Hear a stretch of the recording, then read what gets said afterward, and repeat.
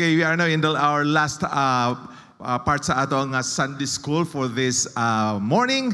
So shall we all stand and let us open our Bibles to the book of 2 Corinthians chapter 8. We will be reading from verses 12 up to 14. 2 Corinthians chapter 8 verses 12 to 14. Okay, sige. Ato ning akong basahon ning first two verses, then sa last verse, dungana nato sa pagbasa. Verse 12, it says, 2 Corinthians chapter 12, For if there be first a willing mind, it is accepted according to that a man hath, and not according to that he hath not. For I mean not that power men be, but that mean not that other men be eased and ye burdened.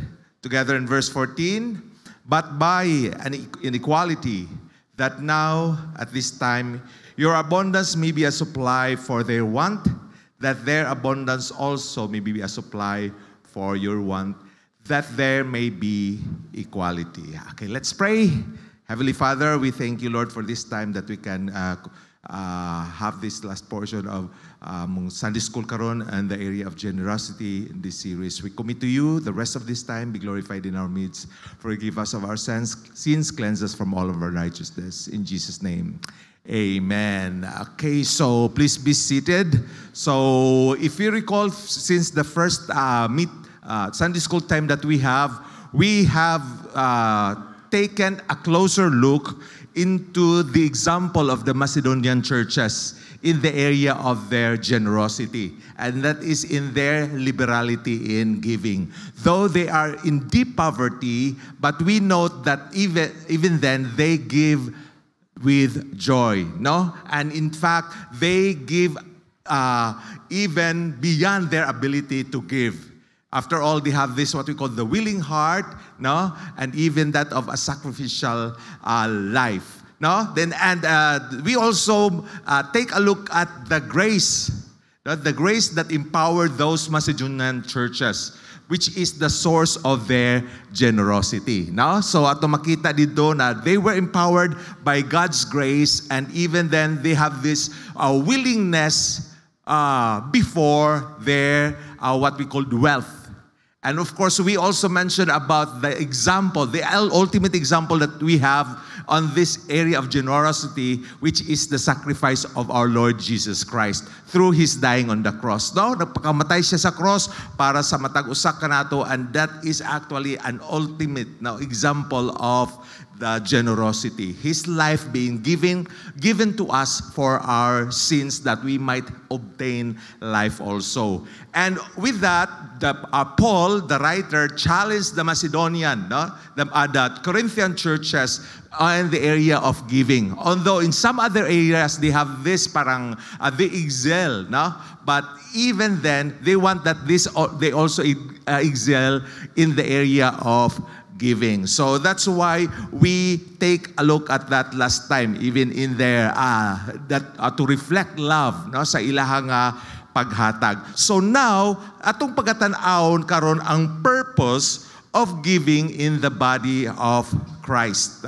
So we call this as, atong gitaytulan ni, the purpose of generosity, fostering equality in the body. Okay, so para na ni sa ato in general. No? So unsa may katuyuan aning paghatag, nganong maghatag mangyud ta. When we say foster, we mean to encourage or promote the development of something. So in this case, we are encouraging or promoting the development of equality in the body. Oh, nganong maingon mata ana sir. So if you take a look at sa ato ang situation, or sa ato mismo nga body, sa atong kaugalingon ba, no? Of course, our body is composed of many parts, outward parts. If you notice, so sa face lang daan, so na diha ato ang mga mata, no? Atong ilong, and even ato ang mouth, no? Nga mo tugot nato nga mo communicate, and that is where we express ourselves in a with that facial expression. And even what we call that other sensory perception. Unsa man to? Sense of sight, no? Sa pagtanaw na to, pag smell, and even taste. So that is just part of the head, no? Or the face. So even sa face lang daan daghantag parts sa ato ang ulo. And each part has their respective nga paggitawag nato og function. No, lisod man pudog ang dalunggan atong gamiton pagtan-aw, di ba? Or atong pagsimhot, atong gamiton sa pagsimhot ato ang unsa man, ato ang dila, di man na mo'y purpose. So every part has its own function, no? And even sa ato ang liog, unsa man ang liog sir, ang ban bubo, ang ban gatigsoy. But this supports the head that connects it sa ato nga parts sa torso nato. Unsa man ning torso? Nga diin ato nga chest na diha ang gi-house ang ato nga mga vital organs like sa atong kasing-kasing ug sa ato ang lungs. So even then daghan ang parts, no, sa chest, sa abdomen, and even sa atong arms where the shoulders and hands are located, sa ato nga legs, no, sa thighs nato, thighs ug ang ato ang tiil, of course. So even then makita nato sa atong every part of the body that there is what we call overall coordination. Wala ba nga nagkuan sila what we call this nag-conflict sa isa ug isa, di ba? Ang gamito nato paglakaw tiil man gyud. Oh, kung naamang gani instance nga kamot lisod na pero kung mao na murag dili mo iya nga function. Okay, so in this case even in the movement, the arms, the legs, they work together to allow for coordinated actions. No? So naagi coordination among our parts of the body. Even sa kanang mo dula tag basketball, no? So ang tiil mo dagan ang kamot mo sa bola or mo dribble or mo shot or whatever is being done in each part of the body. Oh. So even sa ato ang posture and balance unsa magigamit diha diri di man ang tiyan mo balance sa ato ang lawas, but that is what we call atong torso, atong limbs nga maintain natong upright posture. Okay. So in that sense makita nato nga even ang ato nga tiil, no?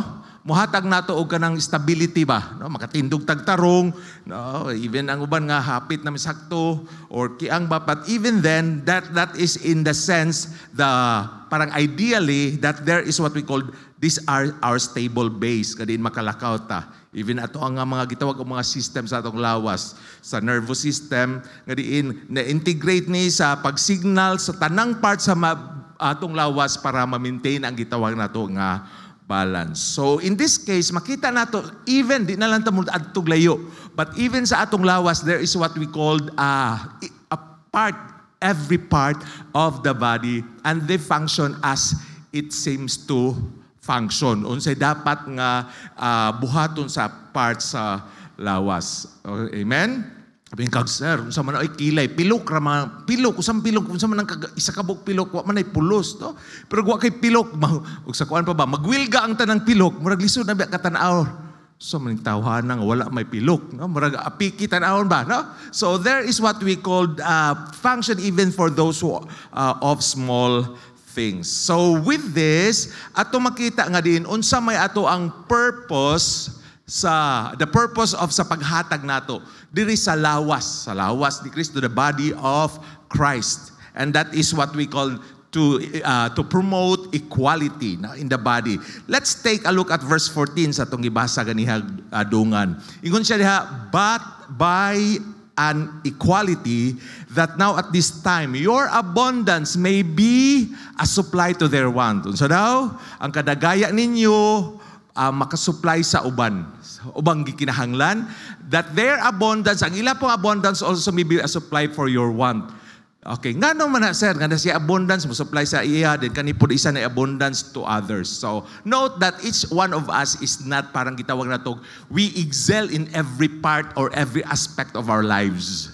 Even sa finances ba na? Or sa ato ang character or sa atong how we serve the Lord. Dili ta makaingon nga siya tanan, siya nagyuga-exil tanan. Siya na tanan, siya na tigluto, tighugas, tig serve diri, dili. Wala na nahitabo na nga ikaw you are jack of all trades but master of none. So to speak, nga diin kita na atay respective nga gitawag natog some part of us that we parang mas marabag angat ta sa uban in that sense. So it meaning medyo abundansya ka ani nga part, sila diripon nga part. Mao na kana nga ila ka abundansya ana nga part mo complement or mo supplement sa ilahang wala, then sa ilaha pod nga naa mo supplement sa pikas.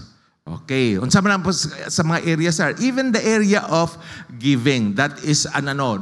Or the area of serving others. So ang uban mas kusgan, no?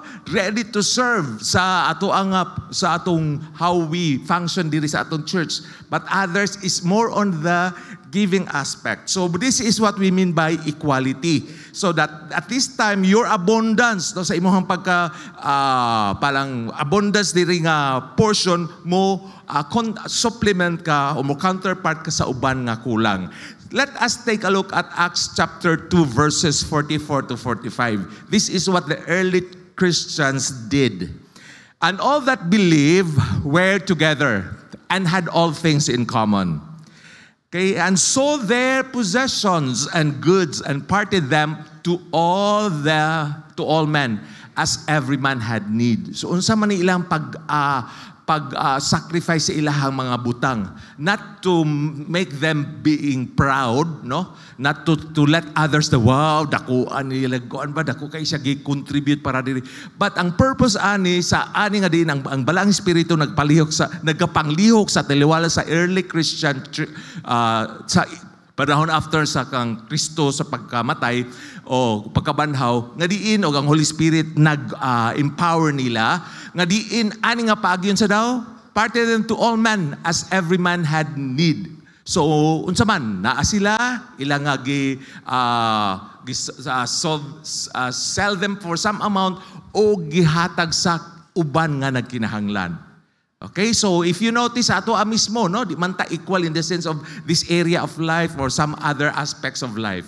But even then, sa ato nga pag-contribute or patong as part of the body of Christ, as we help others or as we let the others' needs being supplied by the abundance of some others, mauna nga ato nga mauna gipakita diri sa pulong sa Ginoo.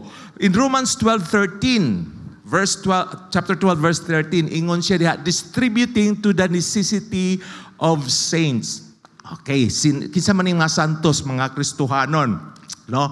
Even sa church at Rome. So mga Kristohanon dito, ang mga gikinahanglan gipang supplyan, given to hospitality. Galatians 6 verse 2, what does it say? It says, bear ye one another's burden and so fulfill the law of Christ. Okay. So we have some areas nga din makatabang sa uban. Amen? So that's why we need to bear one another's burden. Nagibugaton ang uban and we need to parang sort of supplement or parang encourage them through our helping to them. So that is fulfilling the law of Christ. So in general, verse 14 in the aspect of this, kaning gitawag natog mutual support in the church as our first point, no? So within the church, there is what we call a mutual nga pagtinabangay, na? So si Paul nag-emphasize that the purpose of giving is to ensure that the needs of all believers are met. Masuplayan. So unsa may purpose ana? Para ma-encourage sila. Dili pasabot nga para sila mahimong tapulan, para di na sila magtrabaho, di na sila magtabang, but in some ways that is parang some sort of the law of reciprocity or the law of action, giving and receiving or action reaction. So diha nga makadawat sila of that help. In return, they can also help others in some ways, no?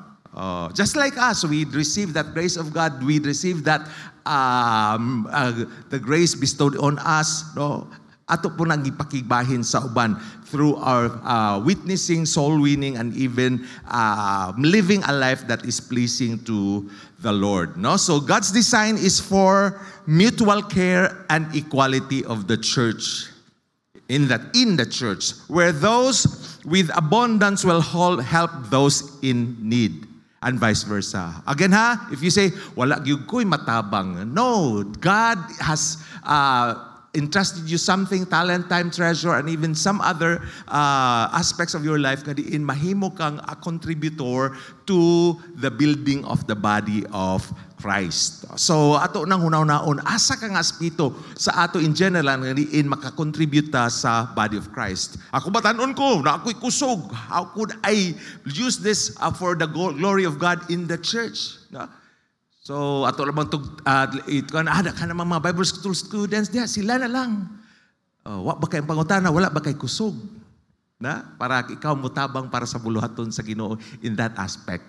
Kung naa ka. Amen? Dili sir, pang basketball raman ako ang energy. Panig siguro diha. We are serving the true God.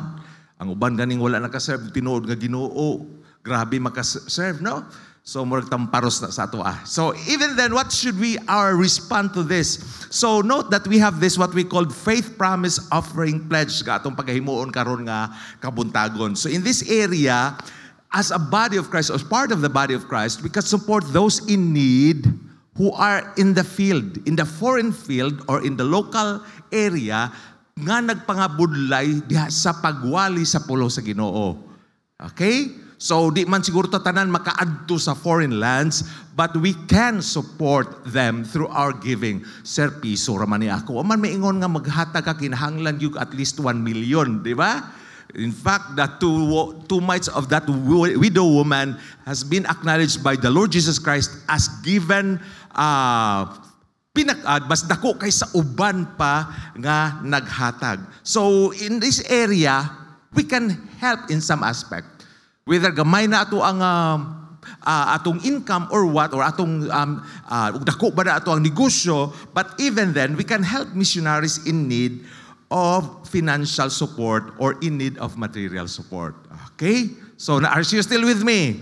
So, in this area, no, abundant, mamisar, no, nakay ikahatag. In fact, that is the way of God blessing us through our giving. So tigatong nakakuan nga wali with that four-letter word give. Unsa na to ang 40 words or about 39 words nga giingon sa Luke 6:38 nga promise sa Ginoo ma-fulfill. But the first thing is the giving. So that is part of helping sa missionaries. So take a look. Nakadawat kinsa na nakadawat sa ilahang pledge sa katong gi-distribute. Napatataas daw sa kamot. Nakadawat, okay. Ang uban nga wala pa palihog ko og distribute, no, while we are still having this one. So pwede mong mga ushers, pwede na ta atong makon para for them para ma-inculcate sa ila, for them to be prepared or for them to have this as Pastor will elaborate this further. So that is it. So as part of our mutual support in the church, not only within ourselves but even for others, missionaries, no, mga foreign or local missionaries, for them to be sent, no, to preach the gospel, and we are in our support through prayers or finances. Now, that is what we mean by mutual support in the church, specifically in the area of missions giving. Okay, Pamata Church, are you still with me? Salamat sa Ginoo kay naka-pledge ta tumiagi o gato na nga what's the update, whatever, and we are to renew or to increase our support for the missions. Okay, so not only that, but in this case, that same verse also mentioned to us that we reflect Christ's body in doing so. So unsa to kato ganiha, equality among ourselves, we help one another, no, in some areas. No, kung naka sa area sa other of helping, no, and ikaw you are in the area of giving something, why not do that, no? As God capacitated you. As mentioned sa atong sa mga atong magwawali, we cannot give what we don't have. Amen. during sa ato missions conference. So unsa may nasa imo? Evaluate. Uy, naama day ko ani. Nga ano man ni naman day panalangin nga gihatag sa Ginoo. Why not do my part in this aspect? So we are reflecting Christ's body. So the church is called to reflect the unity and love of Christ by caring for one another. So mao nang gikinahanglan nga na pagtinabangay o pag-care, no? That unsay purpose ana sa last part sa verse 14 nganong but by in an equality ngano ni nga katong na abundance maghatag sa uban kanipo diri in some areas dapat sila abundantly as the Lord blesses or supplies or empowers them and contribute or supplement with the others in the church. Okay, so in that last part it said that there may be equality. So in that sense, we are reflecting Christ's body. So again ko, ikaw ba function as a mouth, no? Sa body ba? Okay, ikaw ba ilong has kaning ilong nga og di man ko unsa na maka di siya pang siya di sa ako mo ginhawag di sa karon mo smell. Ginhawa lang diha ilong I like smell. Yeah. Daw sa wala daw aska nakatagbo nakaghumot ka sama or something at in danger sa man tong bahoas di ba? Oh, in that sense you as part of the body in that area will contribute that there might be equality. Okay, in 1 Corinthians chapter 12 verse 25 and 26 unsay giingon at diha sa pulong sa Ginoo that there should be no schisms in the body, but that the members should have the same care one for another. Again, how could we care one for another if we don't have the capacity or the ability to care? How could we give if we don't have this thing called some financial blessings that we can share to others, no? So, and whether one member suffer, all the members suffer with it. Kabalo ka? Kabantay mo? Bisan magpartner na sa imuha nga gamay diri, no? Na garas ba or nakuan? Uy, sa man to nakagaras ako or something nga di nakahatag ning mug sakit. Di ba? The whole body with isa bingon sa ang lawas nga pasagdahin ng tiyan nga gasakit. Sumurag suffer yun ang whole body. So this is it. So all the members suffer with it, or one member be honored. All the members rejoice with it. Lahi mamputo kung natay mga igsuon or mga kauban simbahan. Uy, gi-prosper sila, gi-promote sila ang ilang negosyo nagkuan kanang nagkuan ba? Nagdagaya, no? Nag-increase even their profit. So bingkag kay kuan man guna siya. So lahi ang imuhang kuan. You cannot as part of the body we are to rejoice with them that rejoice and weep with them that do weep. Amen. So mo na as part of the body. So if one is being honored, so wow, praise the Lord. Salamat sa Ginoo and we can rejoice with them. Okay, Ephesians 4:16 unsay giingon diha? Okay, verse 16 says, "From whom the whole body fitly joined together and compacted by that which every joint supplieth." Oh. So nagfit, haskag lisura ang imong mata ba wala na mihaom, mibudlat.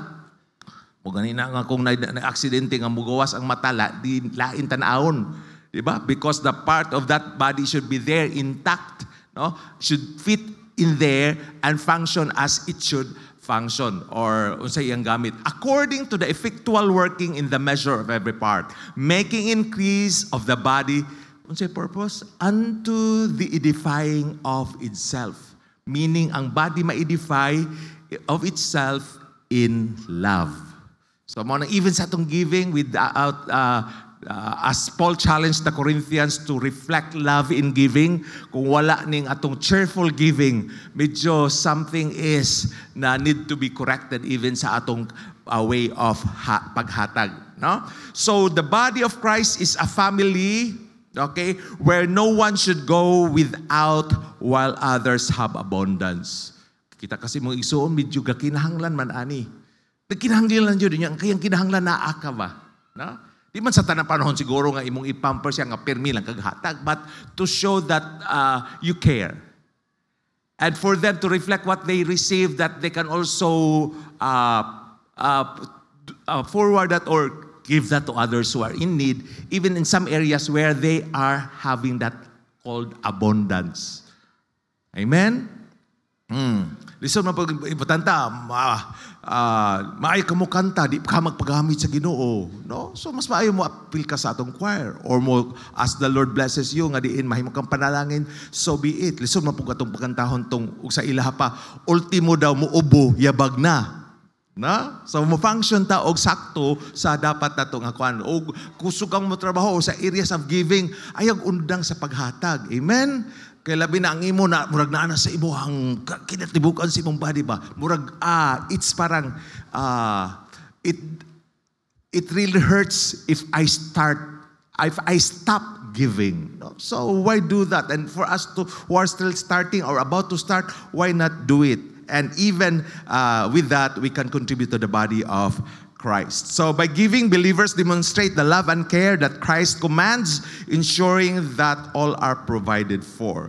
Now, we praise the Lord that we have that recent 12th Missions Conference, and we thank the Lord that this church, through our pastor, has been leading us to there, where we can be a part of the missions giving and the whole program, even of the church, or we as part of the whole Christian community, to the area of giving. No? So, even then, so makita na to, how could we reflect Christ's body? So makita sa uban that we are concerned even in missions conference. So in that particular recently concluded na to nga event, we celebrate the work that the missionaries are doing, no?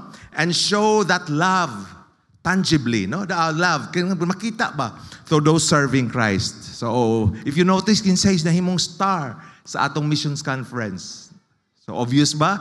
Gitagaag time ang mga missionaries, whether local or foreign ones, gadiin maka-speak for a minute or two, and to be parang acknowledged, no? And to be supported in some areas, no? Even sa ato nga nakita during sa conference. Kinsay na atong conference atong last Wednesday or Tuesday. Pipataas daw sa kamot. So salamat sa Ginoo naka-appeal mo, and even then nga diin makita nato nga diin we each of us as church members should be committed to even to support them, so financially. So mao na nga karon we are to be challenged again and to renew our commitment in our pledges for the missions giving. Okay, so with that, so di ta magdugay, no? So we have been talking about this fostering equality in the body. Nga diin katong nagkulang kinahanglan nga ato nga masuportaan. So that's actually the purpose of generosity. So the mutually supporting through among the fellow believers there is a church, and then in reflecting Christ's body. So makita ang reflection sa lawas ni Kristo, no? That we are functioning as the body of Christ, knowing that Christ is the head. Okay, then the last but not the least is what are these that we are doing? O sa uban pagkakalas ba ng kwartahan anong iadto pa man sa uban, o sa ato apang pastor makatukod nagbuilding ka na bulan nga igo-igo, no? Para even sa other churches. But why are we doing this? No? So we can say that as this testimony to the world. So we have this, we promote or promote this area of developing our equality, no, in giving, no, as a testimony to the world. So unsang pa makita now the Christians in the United States have been sending missionaries even in our country, and this time we have noticed that our country is now sending missionaries and having opening doors to some new countries where foreign missionaries could be in that particular field. So that is as at least testimony to the world. Nindot kayo, uy, ang Pilipinas dili lang kay nagdawat missionary,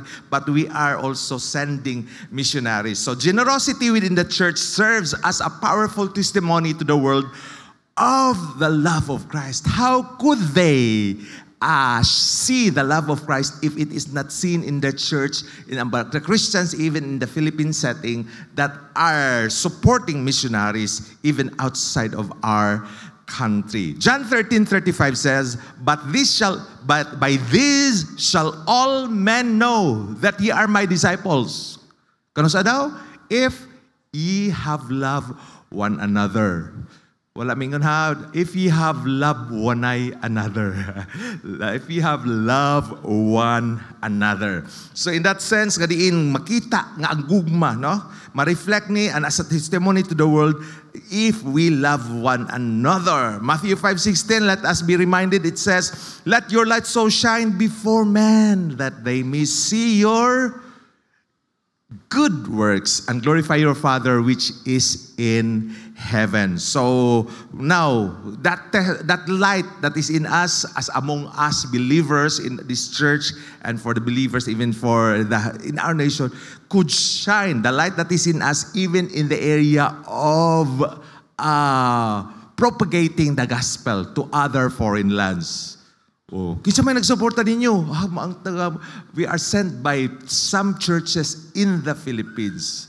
Now, Baptist churches in the Philippines to be in this foreign land. Now, so in some way, na din atong suga, atong na-contribute to be a light of this world. After all, Jesus is the light of the world and He is in us. Let's reflect that light to others. Acts 20:35, I have showed you all things, how that so laboring ye ought to support the weak.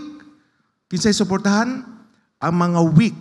And to remember the words of the Lord Jesus, how He said, it is more blessed to give than to receive.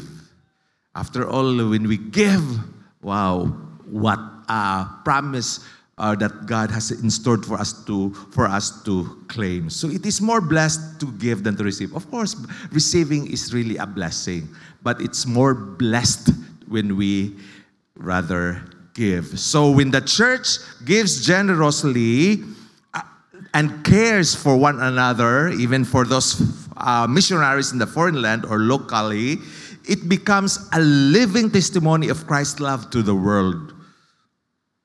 Lisod mo po kuan nga din makita nato di tawo nga din gi suportaan sa usa ka church, ilang local nga mga missionaries then kuan lang dayog support or something nga din wa na din mao pay pagsugod, no? So dili naka-function kaayo ang silbi na kinahanglan sila og support in that thing. So how could the light be seen in that part of the area kung di sila makapadayon because we are not supporting them as they do some missions, no? So the good thing diri sa ato nga nasod o sa in supporting foreign missionaries is that we have the Association of Baptist Churches Clearinghouse nga diin mauni padulngan or sa mga churches nga diin ang mga support matigom dito or maadto sa mga na-approve ng mga missionaries nga being supported to that effect. So, nindot. And the good thing is we as the church, through our pastor, is part of this missions giving nga diin gigamit ang ABC Clearinghouse to do the parang paghatag, no? Sila mo gitas to do what the churches have been collecting or putting there, submitting there, or giving in there to be supported individually to the respective foreign missionaries. So with this, nindot, no? In this case, ang ato nga church na involvement in missions, and with this, as we, no? Kalayo, kadako ba na, sir? Let's take part. And even through our missions giving offering, faith promise offering, and with that pledges that we are to sign or to commit right this moment. So in some aspect, no, even in what way nga diin kita makakontribute to foster equality, the missionaries really need our support, prayer, and financial support. No? Mo na ito makuha ni Halen. Salamat sa Ginoo. Oh, so mentioned not just concentrating or focusing our attention to those BOs, missionaries we branded as BOs, but rather there are just a small percentage of those truly serving the Lord in the foreign land and even to our localities. So why not continue? Why don't we rather continue to give or to commit to that faith promise offering? So hinaot mga igsuon nga diin atong nasabtan that we can reflect the testimony that we have nga atong gugma og this care for our Lord Jesus to seek and to save that which was lost and what's given already in the church, and for us to function as a church through our missions giving. Thus, we are reflecting Christ's body. No, we function as really part of the body. So take that opportunity, and as we support even mutually in our church, encouraging one another as we continue to serve the Lord till Jesus comes. Amen. So let's pray. Heavenly Father, salamat kay Ginoo for this time that we have concluded this Sunday school in the area of giving. Lord, continue to bless us and even sa among pagpadayag sa pagsimba karamon. Among ibalik ang duging maya diya kanimo diya sa ngalan ni Jesus. Amen.